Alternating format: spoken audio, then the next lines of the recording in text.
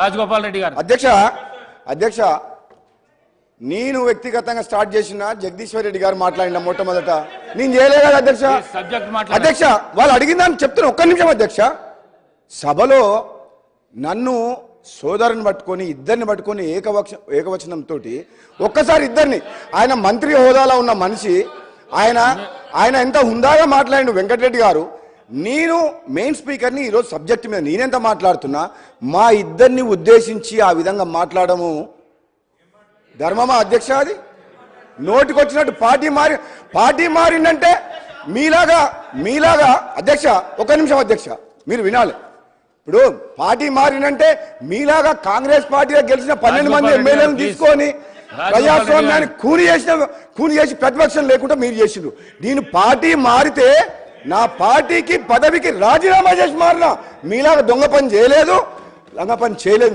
నేను ఏం పని చేసినా రాజీనామా చేసి పదవికి రాజీనామా చేసిపోయినా అధ్యక్ష ఒక్క నిమిషం. దయచేసి అన్ని పక్షాల వారు అధ్యక్ష నా మీద వాళ్ళు దాడి చేస్తే ఊరుకునేది లేదు.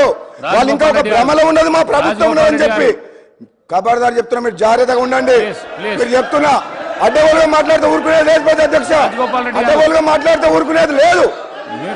10 ఏళ్ల పాటు భరించడం, వాళ్ళ 10 ఏళ్ల పాపాలను ఎండగట్టి వాళ్ళు చేసిన అవినీతిని బయటికి తీసుకొచ్చి వాళ్ళ ప్రజలు సమాధానం చెప్తారు అధ్యక్ష.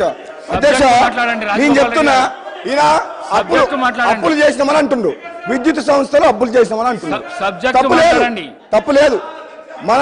మన రాష్ట్ర అభివృద్ధి కోసం పవర్ ప్లాంట్ల కోసం ప్రాజెక్టుల కోసం అప్పులు చేస్తే నష్టం లేదు అధ్యక్ష.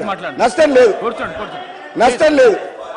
రాష్ట్ర అభివృద్ధి కోసం, ప్రజల సంక్షేమం కోసం, మన ఇన్ఫ్రాస్ట్రక్చర్ క్రియేట్ చేసేందుకు, ఇరిగేషన్ ప్రాజెక్ట్ చేసేందుకు, పవర్ ప్లాంట్ పెడుతేందుకు అప్పులు చేస్తే తప్పులేదు. కానీ అనవసరంగా యాదాద్రి పవర్ ప్లాంట్ కట్టొద్దు అని చెప్పిండ్రు. అది 7 రూపాయలకు 8 రూపాయలకు ఒక యూనిట్ ధర వస్తుంది Yadadri power plant. Kaleshwaram project వద్దు అని చెప్పిండ్రు. అనవసరంగా మిగులు బడ్జెట్తో ఉన్న రాష్ట్రాన్ని అప్పులు చేసి రాష్ట్రాన్ని అప్పుల పాలు చేసిండ్రు. నిజంగా వీళ్ళు వేరే రాష్ట్రాలతో పోలుస్తారు అధ్యక్ష. మన రాష్ట్ర పరిస్థితి వేరు. మనకు మిగులు బడ్జెట్ తోడు ఉన్న రాష్ట్రం సోనియా గాంధీ తెలంగాణ పార్టీ ఇచ్చింది. అయితే కాంగ్రెస్ పార్టీ తెలంగాణ ఇచ్చినప్పుడు ఎట్లుండే మిగులు బడ్జెట్ ఉండే. మన అప్పులు ఎందుకు చేశారు అధ్యక్ష? అప్పులు చేయాల్సిన అవసరం ఏముంది? మనకు హైదరాబాద్ నగరంలో బోలెడంత ఆదాయం వస్తుంది. సంక్షేమ పథకాలు కానీ అభివృద్ధి కానీ మనం 1 by 1 చేసుకుంటూ పోవచ్చు. కానీ కేవలం కమిషన్ల కోసం, కాంట్రాక్టర్ల కోసం ప్రాజెక్టులు కట్టిన చరిత్ర వీళ్ళది అధ్యక్ష. అప్పులు ప్రజల కోసం అప్పులు చేయలే, అభివృద్ధి కోసం అప్పులు చేయలే. అభివృద్ధి పేరు మీద కమిషన్ల కోసం అప్పులు చేసి 1000 కోట్లు దోచుకున్న చరిత్ర ఈ టిఆర్ఎస్ పార్టీ అధ్యక్ష. టిఆర్ఎస్ పార్టీ అభివృద్ధి కోసం అప్పులు చేసామంటారు. అభివృద్ధి కోసం అప్పులు చేస్తే పోతే పోయి ఎవరిని బెదిరిస్తున్నారు?